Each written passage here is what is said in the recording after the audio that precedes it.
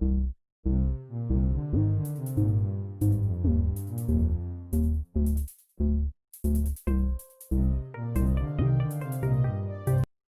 Welcome to my YouTube channel commerce classes by Vishal sir. आप सभी का मेरे YouTube channel commerce classes by Vishal sir में हार्दिक स्वागत है। बच्चों, हम चैप्टर फर्स्ट एनपीओ कंटिन्यूसली पढ़ रहे हैं। इससे पहले मैंने 3 वीडियोस और बनाई हैं, एक रिसिप्शन पेमेंट अकाउंट पे, एक बेसिक एनपीओ कॉन्सेप्ट्स पे और एक इनकम और एक्सपेंडिचर अकाउंट पे। अगर आपने वो नहीं देखी है इस चैप्टर को अच्छे से समझने के लिए, वो ज़रूर देखें। अब हम ये जो बैलेंस शीट होती है इसमें और जो इंपॉर्टेंट टर्म्स होती हैं उसके बारे में पढ़ेंगे, उस पर वीडियोज़ है, ठीक है।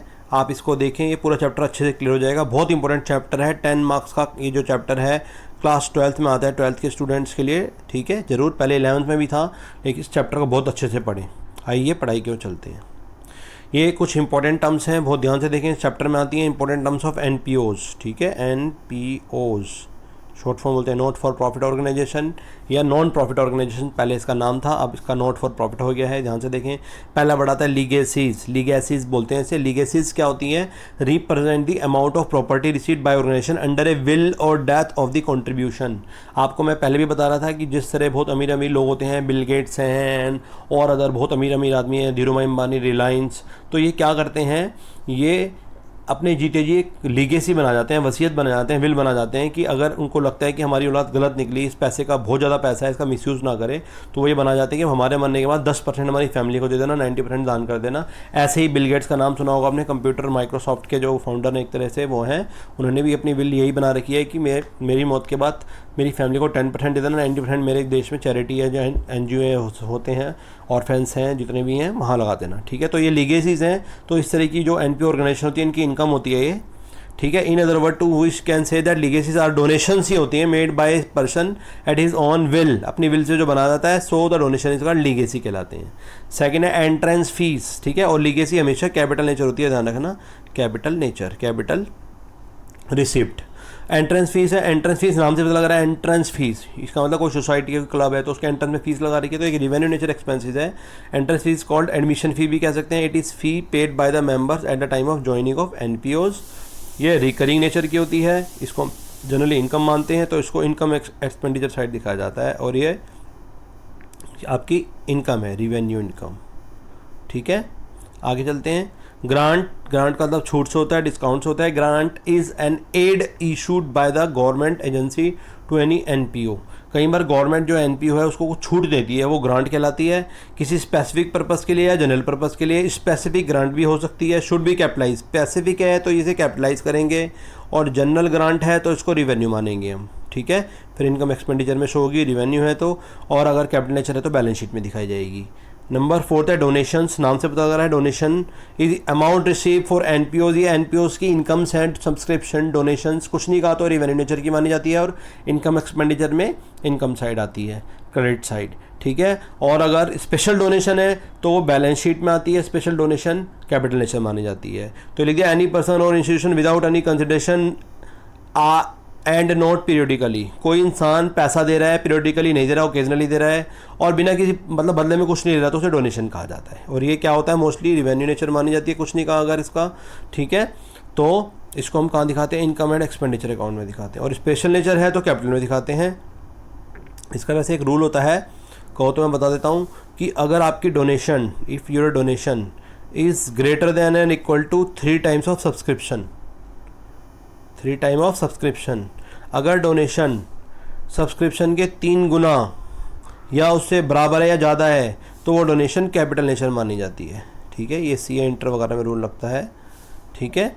अगर डोनेशन, कहने का मतलब फॉर एग्जांपल समझाने की कोशिश करता हूँ, अगर डोनेशन, अगर सब्सक्रिप्शन आपका कितना है, 1000, ठीक है, डोनेशन हुई मल्टीप्लाई 3, तो अगर आपकी डोनेशन 3000 या उससे ज़्यादा है, मोर देन दैट, तो ये कैपिटल नेचर मानी जाएगी, ठीक है। समझ में आ गया तो ठीक है, नहीं तो इट्स ऑल राइट, कोई बहुत बड़ा इशू नहीं है। तो डोनेशन कितने तरह की होती है, डोनेशन 2 तरह की होती हैं। जनरल डोनेशन होती है, स्पेसिफिक डोनेशन मैं बता रहा था आपको। अगर डोनेशन रिसीव हुई है, कोई स्पेसिफिक पर्पज़ नहीं है, आप कहीं भी इस पैसे को यूज़ कर सकते हैं, तो ये रिवेन्यू रिसिप्ट मानी जाती है। और इसको हम कहाँ दिखाते हैं, इनकम और एक्सपेंडिचर अकाउंट में दिखाते हैं, income side, income side, this one, income expenditure में इनकम साइड दिखाया जाता है।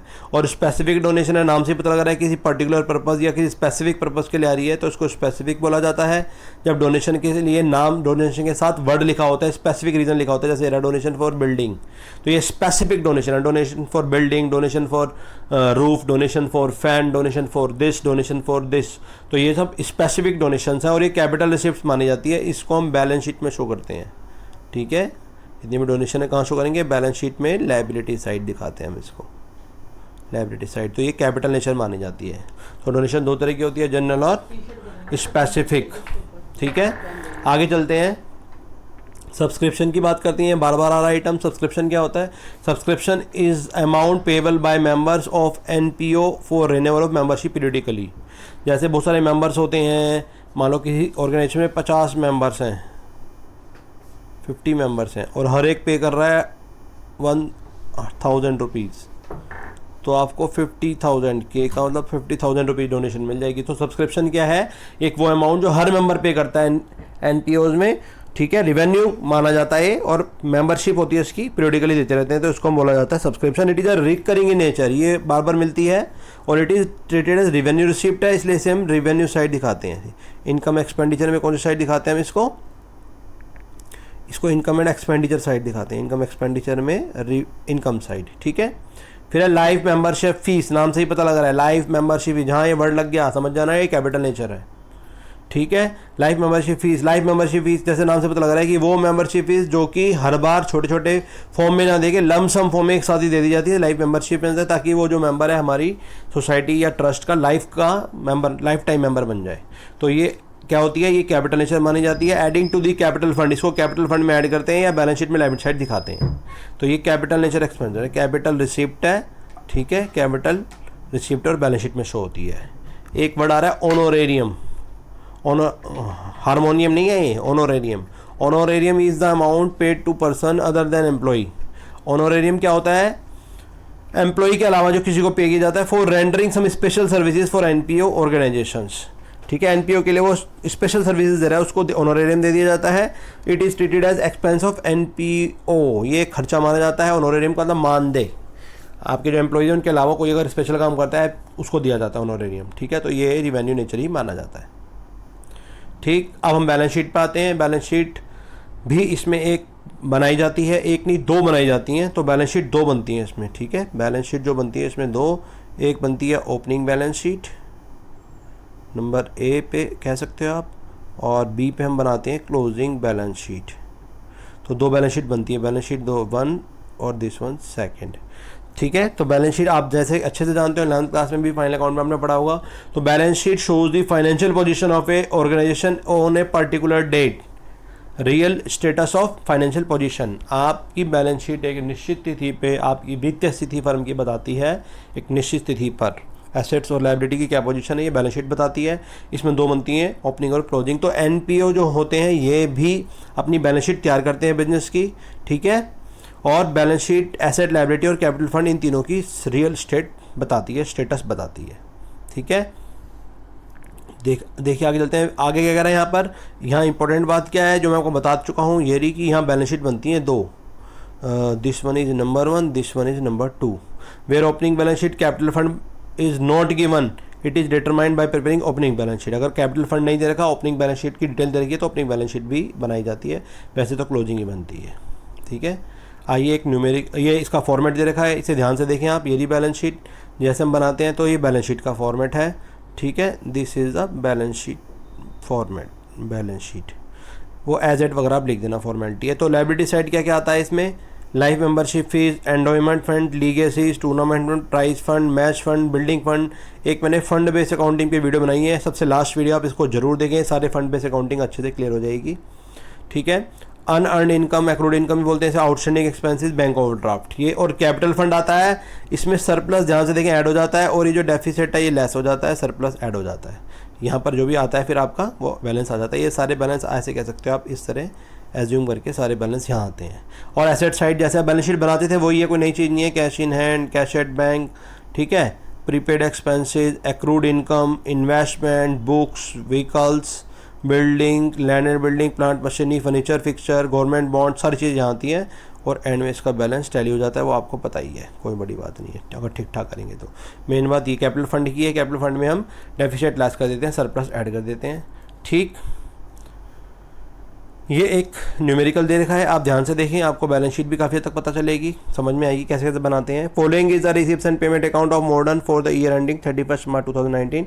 एक रिसिप्ट्स एंड पेमेंट अकाउंट है, उससे बैलेंस शीट बनवा रहा है, ध्यान से देखें कैसे बनाएंगे। ये रिसिप्ट्स एंड पेमेंट अकाउंट दे रखा है, इससे हम बैलेंस शीट बना रहे हैं। ये ओपनिंग बैलेंस शीट है और ये क्लोजिंग बैलेंस शीट है। ठीक है, डेट वगैरह आप डाल देना इसमें, एज एट करके डेट डालते हैं, एज एट ओपनिंग में ओपनिंग की और एज एट क्लोजिंग में क्लोजिंग की। ठीक है, आप ध्यान से देखें, आप इसमें सारे आइटम नहीं लेने, बैलेंस शीट में जो आइटम आते हैं वो ही लेने हैं आपको।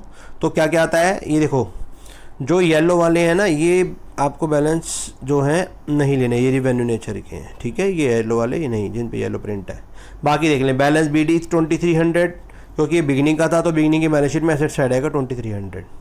फिर है डोनेशन फॉर बिल्डिंग फंड, ये पूरे साल में बीचों बीच में लिया, ड्यूरिंग द ईयर है तो 50,000, क्लोजिंग बैलेंस शीट में 50,000 ये रहा, देखो दिस वन। 10,000 मैच फंड के हैं तो 10,000 मैच फंड ये रहा, 10,000 का मतलब क्या के, इसमें से लेस कर देंगे मैच के एक्सपेंसेस, मैच के एक्सपेंसेस ये रहे 6800, तो 6800 6.8 के घटाओगे तो ये आएगा 3200। ठीक है, इन्वेस्टमेंट परचेज जो साल के दौरान खरीदी गई है 30,000, ये आपको दिख नहीं रहा, ये इधर दिखेगा, देखो ये लास्ट में 30,000 है, ये रहा दिस वन लास्ट में 30,000 ये। ठीक है, आगे नेक्स्ट क्या कह रहा है आपका, बैलेंस ऑन 31 मार्च 2019, ये क्लोजिंग बैलेंस है, ये रहा कैश इन हैंड 18,780। ठीक है, और स्पोर्ट्स इक्विपमेंट भी दे रखे हैं 32,000 के दिस वन। और अगर आप ध्यान से देखें, ये रे अमाउंट इसके नीचे लिखा है, एक्चुअली थोड़ा ये रिकॉर्डिंग का आ गया है, नहीं दिख रहा, तो ये आएगा। तो बैलेंस शीट में हमने जो आइटम है वो सारे आएंगे, हम यहाँ टोटल वगैरह नहीं कर रहे हैं, ये एक्सट्रैक्ट कर रहे हैं कि इसमें से आइटम कहाँ कहाँ आएंगे। तो आई होप आपको अच्छे से क्लियर हुआ होगा। एक और क्वेश्चन देखो, इससे और क्लियर हो जाएगा आपका। From the following cash transaction, मतलब रिसिप्शन पेमेंट अकाउंट से आपको क्या बनाना है, रॉयल क्लब का दे रखा है, ग्रीन पार्क का बैलेंस शीट बना रहे हैं इसमें भी हम। तो इसमें भी जो येलो वाले हैं और जो वो हैं आपके, ये कलर्ड वाले नहीं आएंगे, ये सारे रिवेन्यू नेचर थे, बाकी आएंगे। ठीक है, ध्यान से देखें। ये फिर वैसी opening balance sheet as at इसमें आप लिख देना, ऐसे इसमें एज एट लिख देना। ठीक है, ये कोई बहुत बड़ा इशू नहीं है, तो आप देख लेना इसमें। कैश इन हैंड 3,000 बिगिनिंग का है, तो ये बिगिनिंग का है, ये रहा देखो this one opening balance sheet में आएगा। फिर बैंक बैलेंस है 900, ये भी बिगिनिंग का, ये भी यहीं आएगा। और इसमें और कुछ आइटम नहीं है ऐसा, ये सारे जो कलर्ड हैं वो आपके रिवेन्यू नेचर के थे, वो नहीं आएंगे, उन्हीं कैपिटल नेचर के ही आएंगे। बाय बिल्डिंग परचेज 30,000, देखो ये रहा ड्यूरिंग द ईयर, तो ये क्लोजिंग की बैलेंस शीट में आएगी, ये रिबिल्डिंग। उसके बाद है बाय गवर्नमेंट बॉन्ड 5,000, ये भी यहीं आएंगे नीचे, 5,000 लास्ट में दिख रहे होंगे, ध्यान से देखें, ये रहा। फिर बाय बैलेंस शीट क्लोजिंग का है 32,130 दिस वन और 32,130 दिस वन, ये रहा आपका। ठीक है, लाइफ मेंबरशिप फीस आपका दे रखा था, ये 29,000 की लाइफ मेंबरशिप फीस, ये 29,000 की। ठीक है, ये लाइफ मेंबरशिप जो था, एक ये वाला आइटम कैपिटल नेचर का ये आ जाएगा। ठीक है, बस बाकी आइटम इसमें नहीं आएंगे, सिर्फ इसमें वही आइटम आते हैं जो कैपिटल नेचर के होते हैं या अपनी क्लोजिंग बैलेंस शीट से रिलेटेड होते हैं, रेवेन्यू नेचर इसमें नहीं आते हैं। तो आई होप आपको ये वीडियो अच्छी लगी होगी। अगर आपको ये अच्छी लगे तो आप इसको लाइक करें, मेरे चैनल को सब्सक्राइब करें और अपने जैसे ही फ्रेंड्स में शेयर ज़रूर करें।